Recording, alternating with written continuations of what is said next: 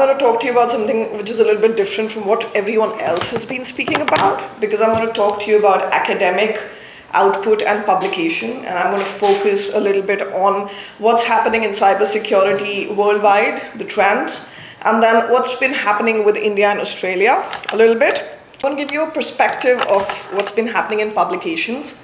Do I need a mic? No, I think you're fine. I'm fine. Can you all hear me at the back? Perfect. Yes. Yeah. I don't like standing behind the podium, so I'm going to be here. I want to talk about one particular article here before I get started, which I was reading up on when I prepared for this presentation a couple of days ago.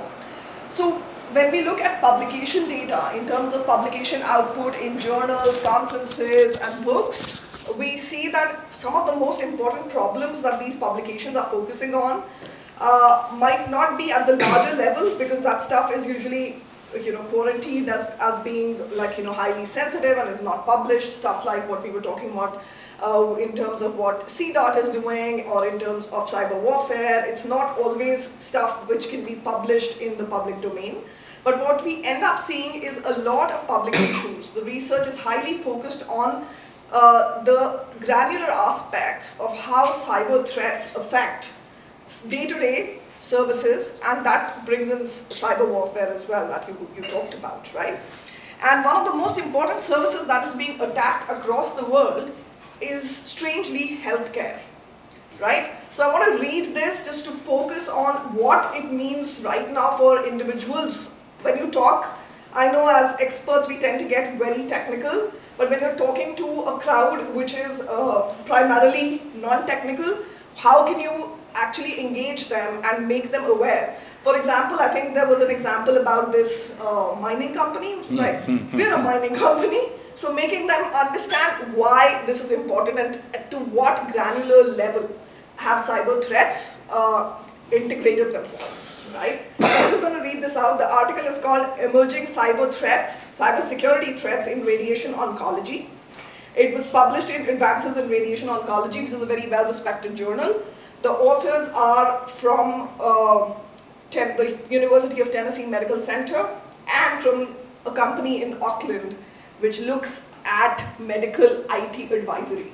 So they basically advise healthcare and medical entities on how to prepare for cybersecurity threats. And what was really worrying was the abstract in which they post their results. They say in the last 10 years, numerous attacks have led to an interruption of radiation therapy for thousands of patients. And this article was published in 2021, by the way. And some of these catastrophic incidents have been described as being worse than the 2019 COVID pandemic. So now you can understand to what scale is cybersecurity affecting day-to-day services for common citizens. And this is a very important thing to draw on when we present data around cybersecurity and even data around how AI could pose threats to cybersecurity.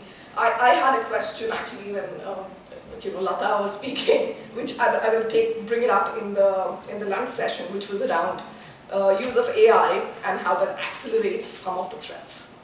Okay, so we are now going to talk a little bit about the various publication trends we have seen in the last 10 years. The data that I present here comes from a platform called Dimensions. It only tracks DOI publications with a DOI, which have a record in a tracking source called Crossref. So all of the data is coming from that particular tool. It might be different from the data you see in on other platforms. DDLP or Scopus or Web of Science will have different indexing patterns. So let's look at how publications have grown, and this also gives us a view of how research has grown in a particular area. So we look at the publication timeline in the last 10 years. I picked up 2013 to 2022, 10 complete years, and we see it's accelerating, and over the last 5 years, it's almost on an exponential curve. Because as the systems become more complex, as we deal with more complex attacks, more complex physical and cyber-physical systems, we also deal with more prominent concerns with cybersecurity. Yeah. Even in our industry, we have had, in the publications industry, I know that many companies have had cybersecurity concerns, attacks, all of that happens even across the publishing industry. Then we look at the geographical distribution and we see that, of course, there are some countries which it's a no-brainer that are spending a lot of funding and have a lot of output on cybersecurity related areas.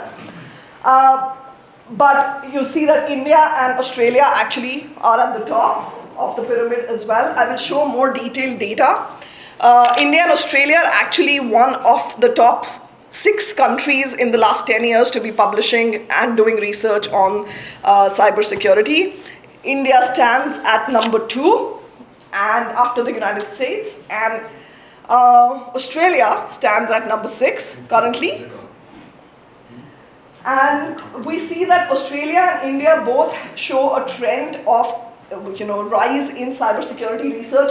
India is, of course, I think, really, really exponential at this point of time. Maybe because we've just started identifying how important cybersecurity concerns are to all the automation that we are doing in our systems and services at this point of time.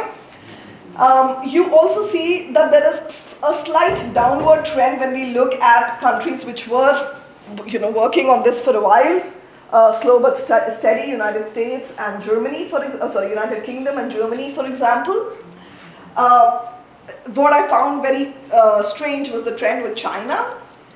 There is no way that they're not doing research on cybersecurity, but there is maybe no output. Yeah, it's all more sensitive research which is not published, or not publishable.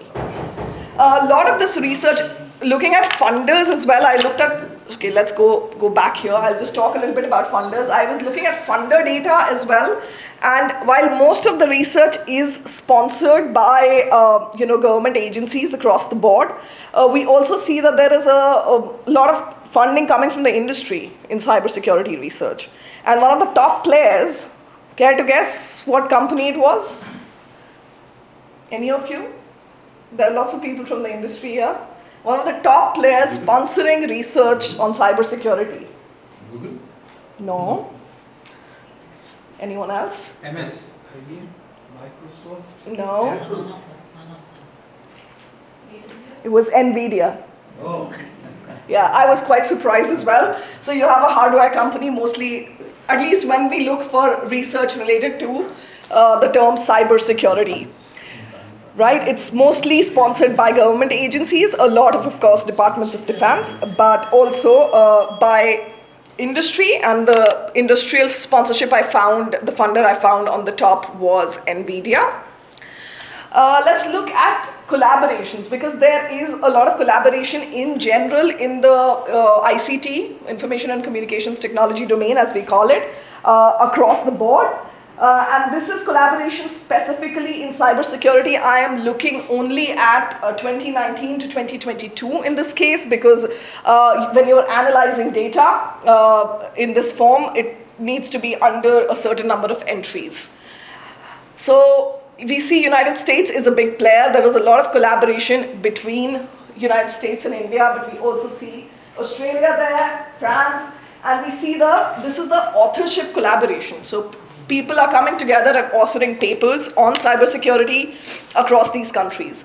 Let's take a deeper look into the authorship collaboration. Now we look only at top 25 countries. Here we were looking at top 100. Now we look at top 25.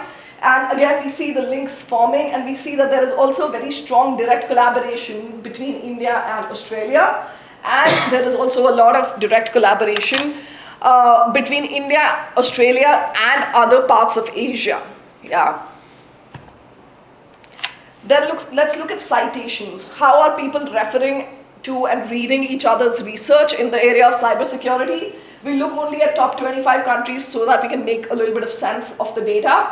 And who's citing whom? Again, we see that the top players show up as collaborating amongst each other, but also cross-collaborating with other smaller players in both Asia and Europe.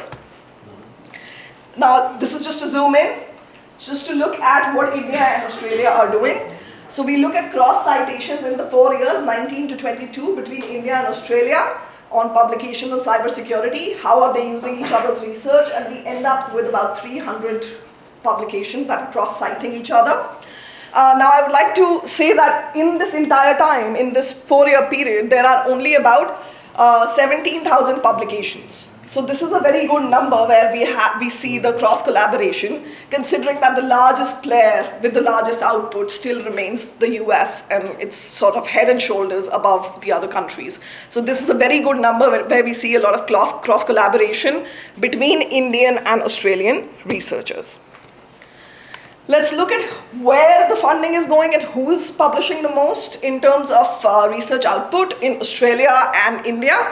In Australia, you see the top 10 universities here, and we see that the number of publications, this is sorted by the number of publications, but we see that there are also a lot of citations, which means the research is actually being used. And what I don't have on the slide deck here is policy documents. So the system I'm using, the system I'm using tracks only documents with a DOI, right? So the policy documents that I found indexed in the system, there were 700 policy documents in the last 10 years, but most of them belong to Europe and the United Kingdom, where they have a mandate to publish these publicly, right? So I'm sure there are more policy documents, which is what I would like to do maybe in the next few months, figure out what other policy documents are out there which are not indexed by this system. So there is an acceleration in the number of policies being rolled out around this particular area, cybersecurity as well. And these policies often refer to the research that is coming out of the research scenario that I just showed you. And in Australia, most of the research is being done at these top 10 universities. And many of these papers that they're publishing are also being cited in policy documents. Let's look at India. So we see here, and it's sorted by number of publications. Amlan, don't look so surprised. It's sorted by number of publications. So we see that a lot of the large-scale engineering schools which focus on ICT research. Anna University is a huge entity with many affiliated colleges. Again, a lot of private players here as well we see who are focusing on ICT related research. So the output tends to be more from these places. The one big name you see here is the IITs. I wanted to do a structure of the IITs and who's doing what in cybersecurity, but that would require a little bit deeper analysis, which unfortunately I didn't have time for because I just got back on Friday from my last trip. Now, who is publishing this? Frankly, I was surprised by this, okay? So not an advertisement for Springer Nature, but I was surprised that we publish most of the content in cybersecurity. Here are the top 10 publications. I have the book series, the conference proceeding series, and the journal journals here, because in computer science and ICT, proceedings are as important as journals in most cases. And you see all of the stuff with the arrows are all publications that Springer Nature brings out. I'm sure most of you have heard of lecture notes in computer science, lecture notes in networks and systems, and so on. And I'm actually very happy and proud to present that we do publish a lot of content in cybersecurity. And we do also get a lot of citations around this content. You also see a lot of publications from Elsevier, so computers and security is Elsevier. And of course, IEEE is a major player in the cybersecurity domain.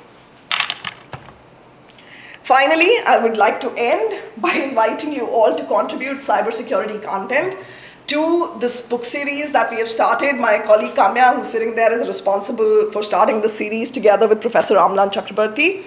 And we invite you to submit cybersecurity related content. We publish professional books and research-based books in the series. So please contact either Amlan or Kamya or myself if you'd like to contribute to our series.